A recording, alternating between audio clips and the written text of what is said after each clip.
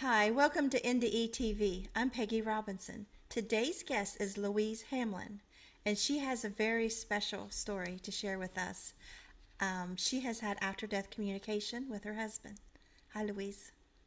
Hi, Peggy, and thank you very much for having me on your show. You're welcome. So feel free to start wherever you like. Okay, well, I guess that neither my husband nor I really believed in an afterlife. We didn't disbelieve, we just didn't know, but we thought it was very unlikely. He was a very strong, healthy man, and then he suddenly became ill with cancer, and within 3 months, he was dead. And I was devastated, totally devastated. And then friends started contacting me and saying that they had had signs from him. And I started to receive possible signs, but I was very skeptical. Um, and I thought, coincidence, and oh, that's a coincidence as well. And anyway, the signs became more and more insistent until eventually I had to put my hands up and say, yes, Patrick, my husband, is sending me signs to say he's okay. And he's obviously having to work very hard to persuade me. He must be saying, for goodness sake, Louise, look what I'm sending you. And so eventually I thought, that's wonderful. His spirit still survives. Yes. And how did he show that? Okay, well, to start with, he was actually showing signs to friends of mine who are a bit sort of psychic and if you like sort of into this whole idea. And possibly he couldn't reach me because I was just so immersed in grief. But about 5 days after he had died, a friend who is a natural healer, um, she contacted me and she said, Louise, I don't really know whether I should tell you this or not, but I was thinking of Patrick this morning and I asked for a sign from him so that he could assure me that he was okay. And she said, I asked for a flame. I said, not in a fireplace or a candle, but I want to see a flame today. And anyway, she said, I went on with my day. And to be frank, I rather forgot about it.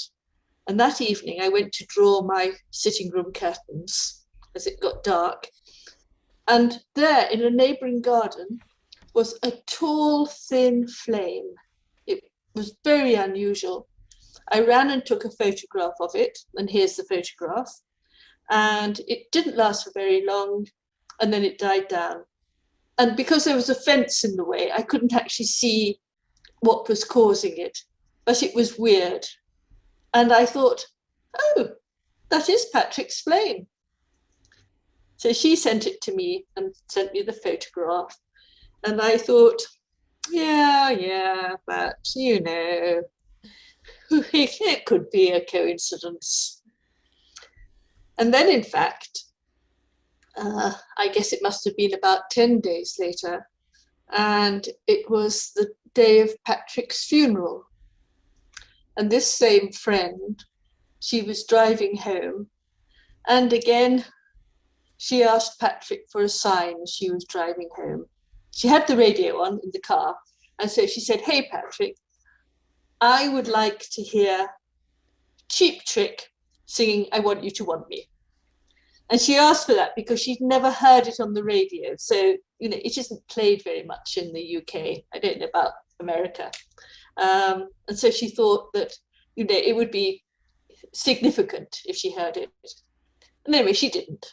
But the next morning, she went to the railway station to collect her parents, and she was standing on the platform, and over the tannoy, they suddenly played I Want You to Want Me by Cheap Trick. So again, she contacted me and told me, and I thought, yeah. Who knows? Um, and so it went on, and a friend contacted me about feathers that she'd asked for. One day I asked for a feather, and I actually specified and said, may I see a feather on the train? Because I was going to get a train the next day.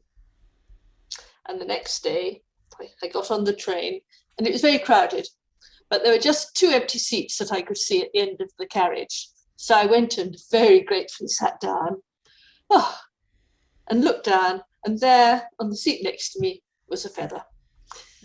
And you know, there was nothing that could be a natural source of feathers in the train. But I was still resistant, you know. I was not going to let a feather cause me to completely change my worldview.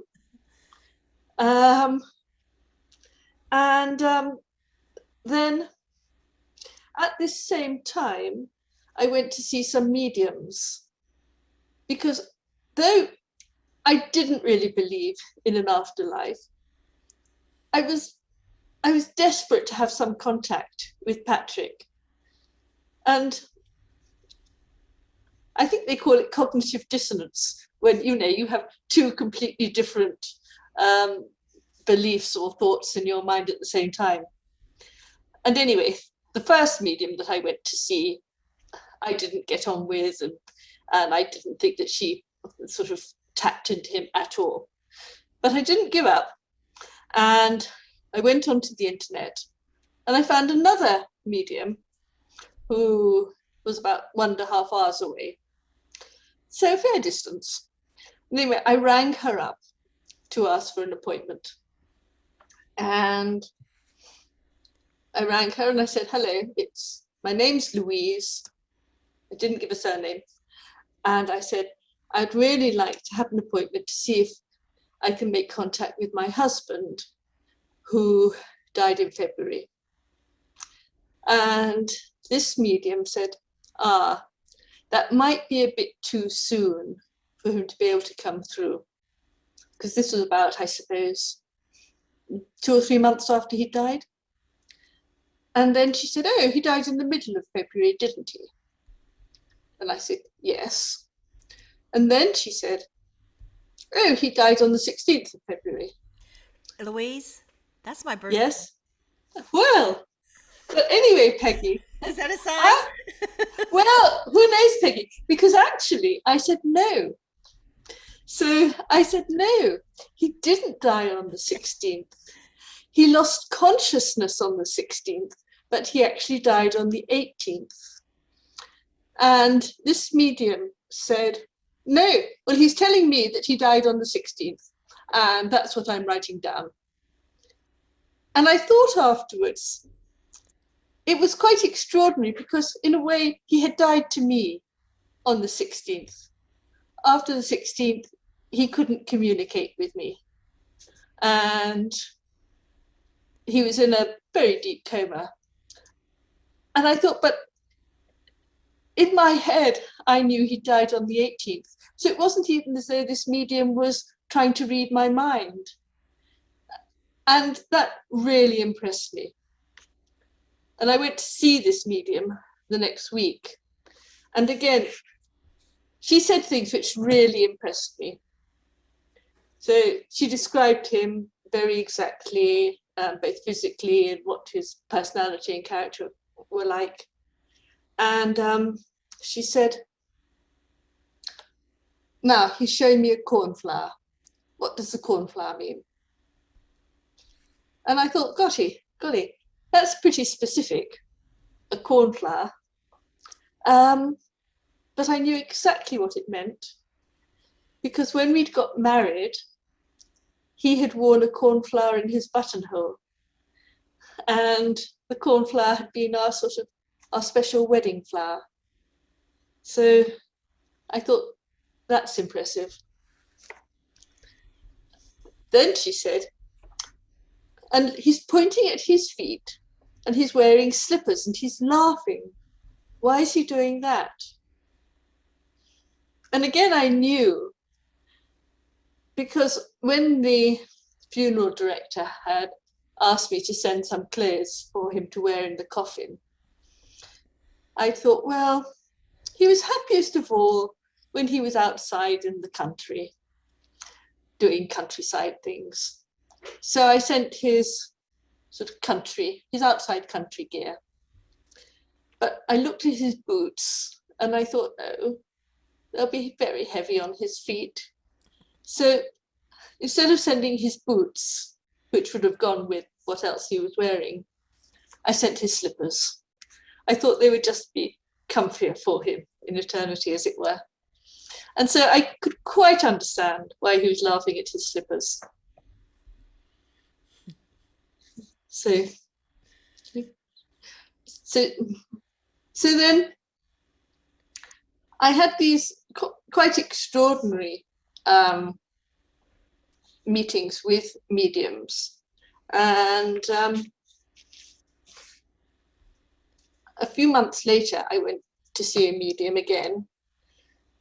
And it was a lovely reading, and again, very persuasive.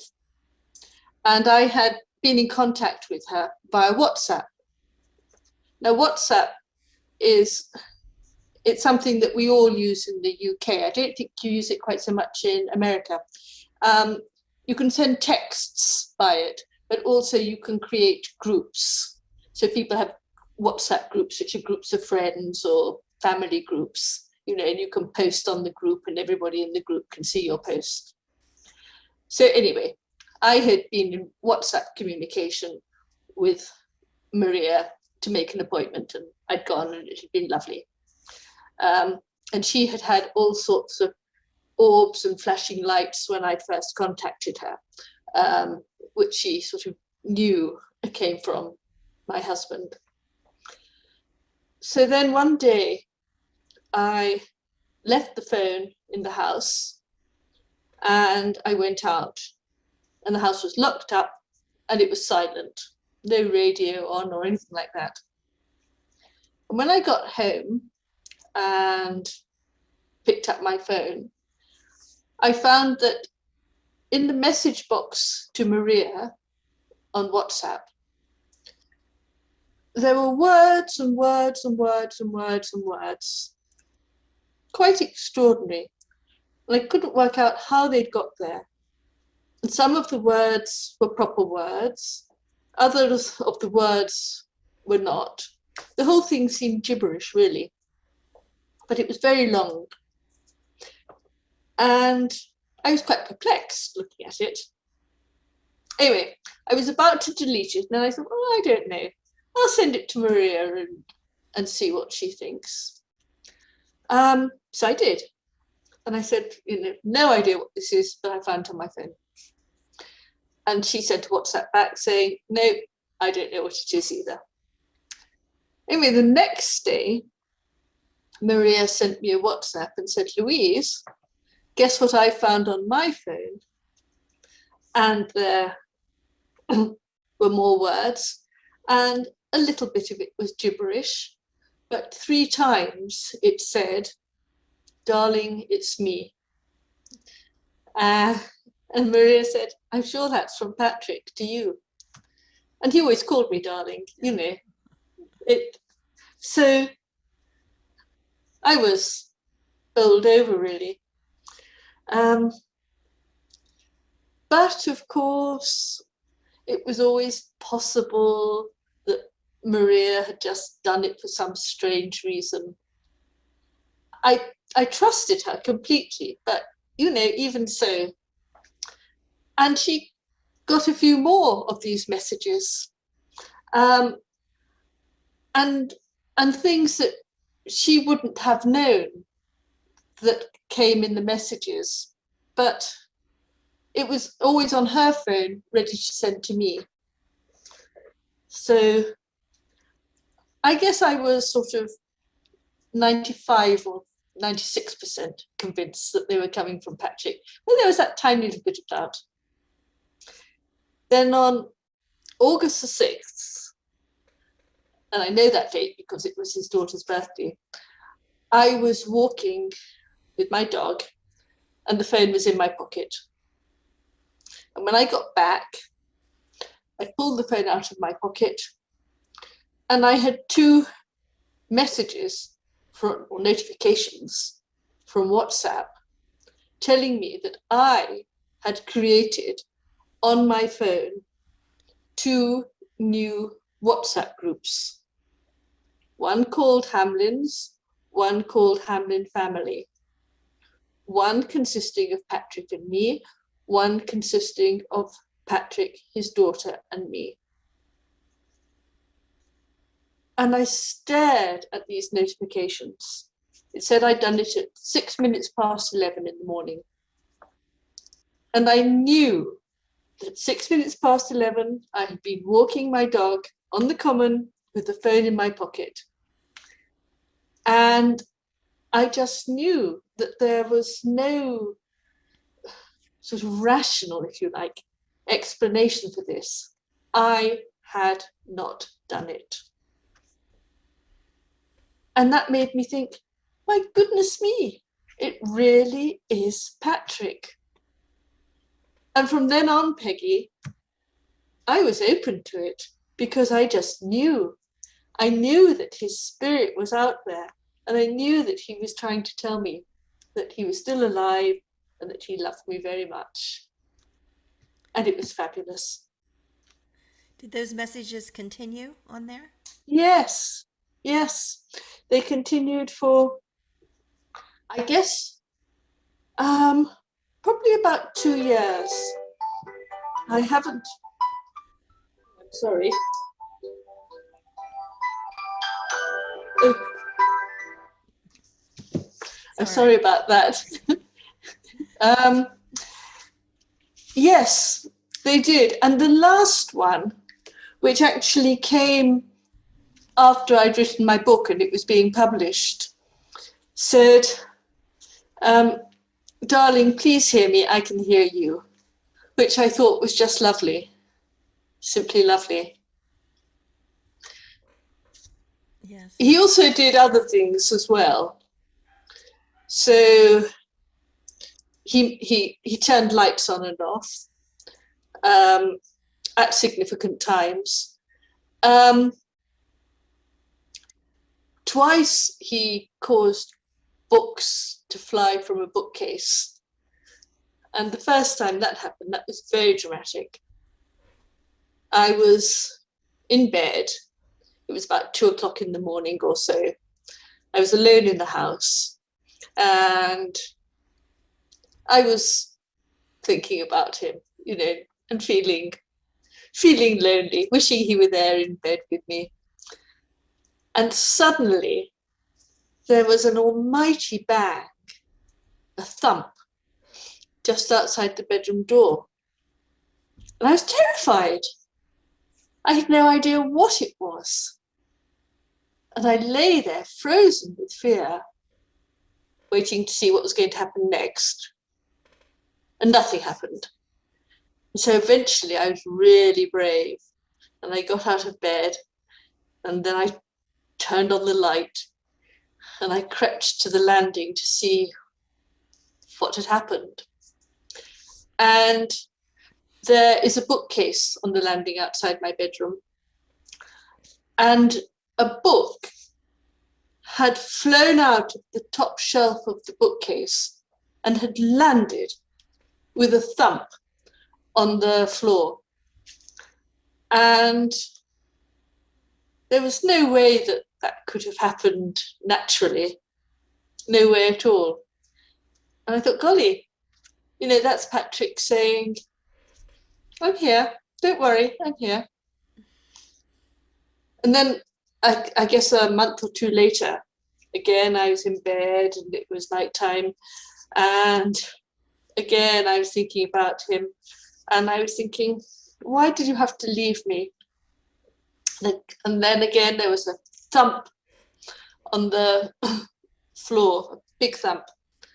And I wasn't so scared this time because I sort of thought I probably knew what it was.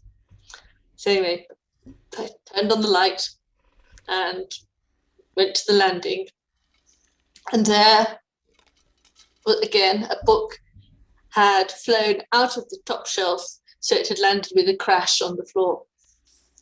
But what's interesting about this time is, as I bent down to pick up the book, I saw the binoculars that I'd been searching for all day, and which had, for some inexplicable reason, been sort of, no, I'd obviously done it. I had tucked them into the bottom shelf of the bookcase. And I just sort of knew that it was Patrick saying, yeah, I love you, and hey, here are the binoculars. so you can go and watch the birds, which I'd wanted to do. We were both interested in birds. So, yeah, that was quite dramatic. How long were you guys married? Not all that long. We met in 2005. It was in 2006 we started living together, and we got married in 2010. It was a second marriage for both of us, and it was very, very happy. So, we both felt we found our soulmate. That's awesome. Another, can I tell you another Sure. extraordinary incident? So I was playing bridge with 3 friends. I don't know if you play bridge or not, but you use 2 packs of cards, and you use 1 pack for the first hand, another pack for the second hand, then you alternate the packs. So we played the first hand with the red cards, then we played the second hand with the blue cards, and then we went back to the red cards for the third hand. And Jane, my friend, was dealing. And anyway, she dealt the cards, and she was 1 short. So, it happens. You misdeal. So we counted our cards to see who'd got an extra card, and nobody had. So we sort of looked on our laps to see if a card had dropped. No. So we looked on the floor. No. Now, we knew this pack had been complete because we'd already played 1 hand with it. So we started searching very diligently for this missing card, and we couldn't find it. And one of my friends said, oh, I bet it's Patrick. I bet it's a heart, because she knew about the signs she'd been sending. So we looked, and it turned out to be the 9 of hearts. And so my friend said, oh, is that significant to you? And I said, well, no. If it had been the Ace of Hearts or the Queen of Hearts, I'd have thought, wow. But the 9 of Hearts, it didn't seem to mean anything. Anyway, we had to go and get another pack because we could not find this card. It had disappeared entirely. And a couple of days later, I was talking to a friend who does tarot, and I told her this story. And she said, oh, Louise, the 9 of Hearts. In tarot, that's the 9 of Cups. And it's the best card of all. It means the deepest love. It's a wonderful card. It means deep and enduring love. So I thought, that's jolly nice. And of course, what's strange is Patrick wouldn't have known anything about tarot when he was alive in body, but obviously somehow knew about it in spirit. That's cool. Yeah. So you wrote your book about this? Yeah, I wrote my book about all these extraordinary things because I really did think that they were extraordinary. And also I wrote about bereavement and sort of what helped me, what didn't help me, and just how I got through it, really. Because when I was bereaved and deeply, deeply grieving, I would have liked to have read books by people who'd been there and sort of got through it. And I found lots of books on bereavement, but most of them seemed to have been written by people who were sort of looking from the outside in and, were so-called experts or whatever, but weren't themselves actually bereaved. So I also wrote the book about bereavement, and it was a book that I would have liked to have read at the time. That's neat because some people they write these books about near death experiences, for example, or I'm sure there is bereavement and other things, but they're so technical. But it's the story that we want to hear that they actually went through and what they experienced that touches our heart and changes our lives. It's not the I education; it's the I heart. think I think so. And you read these books and they sort of list the stages of bereavement and things like that. I didn't want that. I just wanted to know that other people had found it as terrible, as awful as I had found it, but then had somehow survived and got to a better place. And so that's what my book shows too. My husband got a bad diagnosis last January, and since then things are looking a lot better. But I mean, we went through that like, what, this is it? Like, we're 61 here, and that just holding on and just looking at each other like, one's going to be gone, one's going to be left, and so we had a little taste. Yes, yeah, and it's not fun. It's not fun at all. It's horrendous. Um, Losing, a loved one is just ghastly. It's a fact of life or death. But I feel in a much better place now, and largely because I do know that Patrick's spirit has still survived. And I find that so consoling. I Hmm. really do. Yeah, and I got a little taste of that too. My 5-year old drowning, it was all an out of body experience, and so I was this ghost kid, and there was two boys walking down the road, and I started walking along beside them. So, huh, where you going? What are you doing? Huh? What are you doing? And they're ignoring me, and then eventually the younger one, I realized we were talking through his thoughts. He was answering me, Right, saying, "We've been fishing, we've been doing this," and he was answering me. And as I'm older, I look back at that and I just wonder how many times has these voices from spirits just come in and we don't even realize we're answering them, we're hearing them, we're communicating. well, that's really interesting because what I did find was, and I found it really weird, was I also went for healing after Patrick died, and energy healing and Reiki and things like that. And two different healers, and I went to them for healing, not for um, mediumship or anything, but two different healers who were both obviously sort of psychic as well, said to me, "Oh, Patrick's here, and oh, he says he's hanging out with Picasso. He's very pleased about that." And the first time somebody said that to me, I thought, "Oh, that's a bit off the wall." Um, and I wrote it down because I wrote down everything that anybody said, just as I wanted a record. And then I went to a completely different person. Um, and they said after a bit, "Oh, did Patrick like art?" And I said, "Yes, he did. He was very fond of art. In fact, as a hobby, he used to deal in art.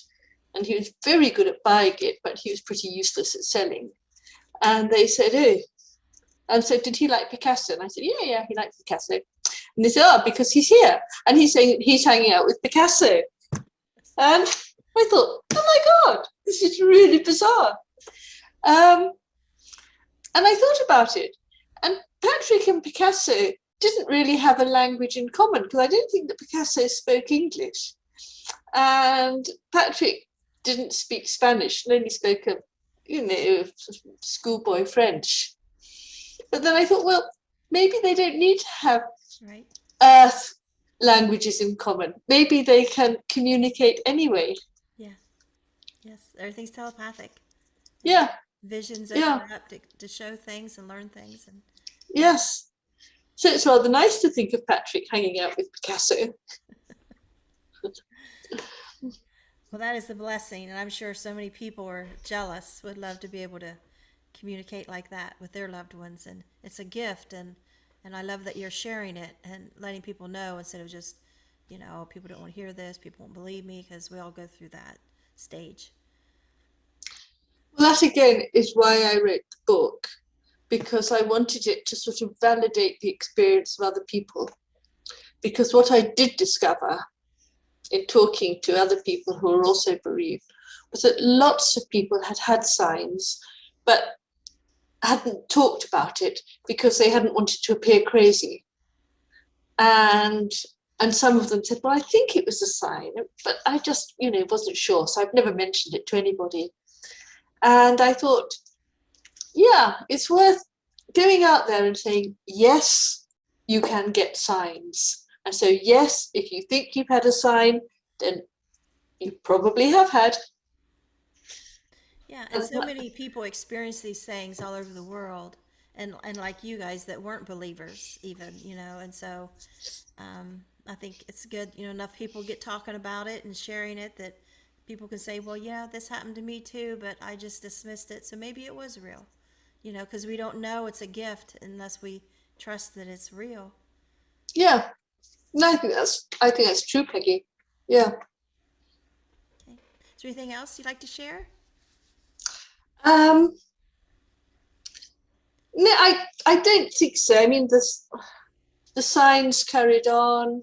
Um, I I suppose it might be worth just saying what I really found helpful when I was bereaved.